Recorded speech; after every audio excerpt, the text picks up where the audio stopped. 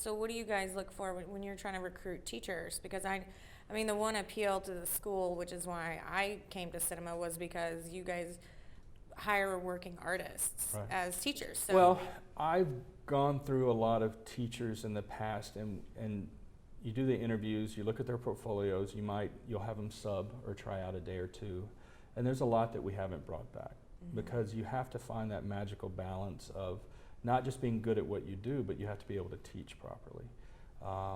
So primarily they have to be working in the industry. That's crucial. Our teachers aren't full-time. They work, as you know, all the time. They have to kind of, the reason it's important that they're working is, for one, the networking with the students, which is crucial. So they can potentially hire a student or a graduate. But two, they know what's going on in the industry right now. When you have a teacher that's teaching syntactic dough and fiberglass, but then they also have to be able to teach painting of silicone and seaming and then hair punching, that's not a lot of people that can do that and teach properly. Right. So, plus be positive and have a great attitude. As you know, working on set, it's crucial. Being a team player, you have to be able to navigate the politics of the set as well as how to be part of a team. It's the same thing with teaching. Right. You have to be able to control the class and have everything move through at a nice pace. And now, going back to when you were a student here at Cinema Makeup School, did you start looking for jobs while you were in school, or was there a particular point where you were able to really launch yourself into practicing what you've learned at the school?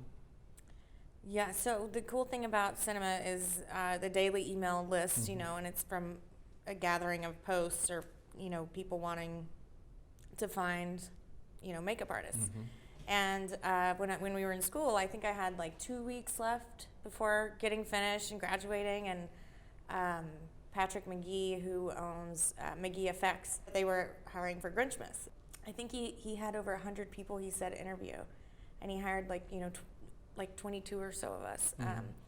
And it was like my first interview, and I had to put this book together, and he was laughing because he said, I always know the students because they all come in with like bald cap photos, and like everybody's kind of gotten the same thing, but he wanted new, eager new people.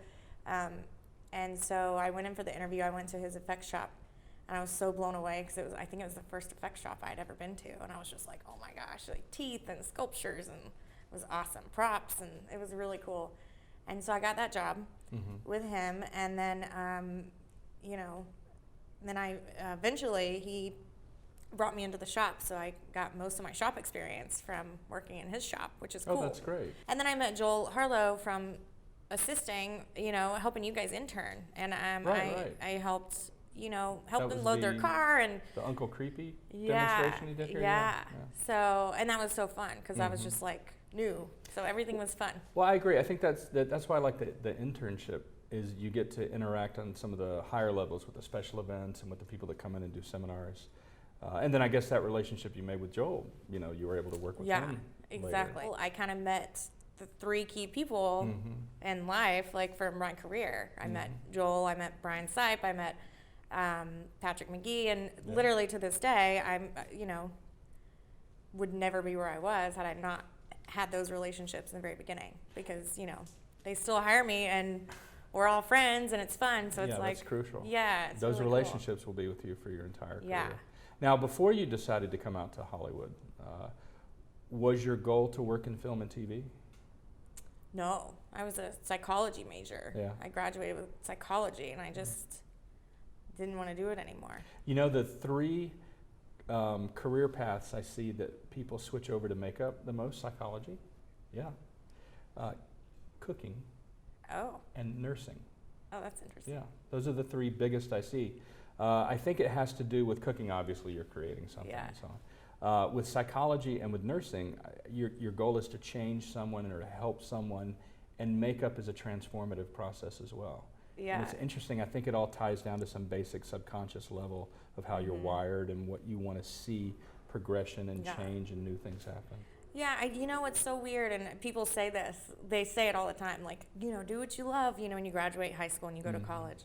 And I did art. Like, that's what I did in high school. I was obsessed with art. I lived in the art room, like, on my off time. Like, I loved art. But I was like, what kind of job would I have doing art?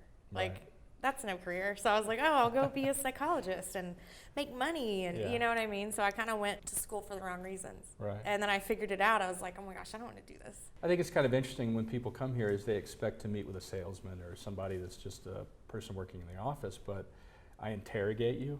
Yeah. I want to find out why you want to come here, what inspired you, show me pictures, let's talk about it. And it kind of freaks people out a little bit, I think. But, you know, and I explained to you how difficult it's going to be, which is always tough. You know, people expect, I think, to be handed jobs possibly, but you're not. You got to fight for it. So hard. It's volume. You just Yeah. got to work as many jobs as you can, as often as you can. Yeah, and just, you know, make connections and Mhm. be a team player, like you said. Nobody Yeah. wants drama people. I mean, people just Oh, that's appreciate horrible. having just nice, easy to get along, you know, with people, because on set you're working, you know, 16-hour days, and, Mhm. you know, nobody wants to be stuck with nasty people for 16 hours.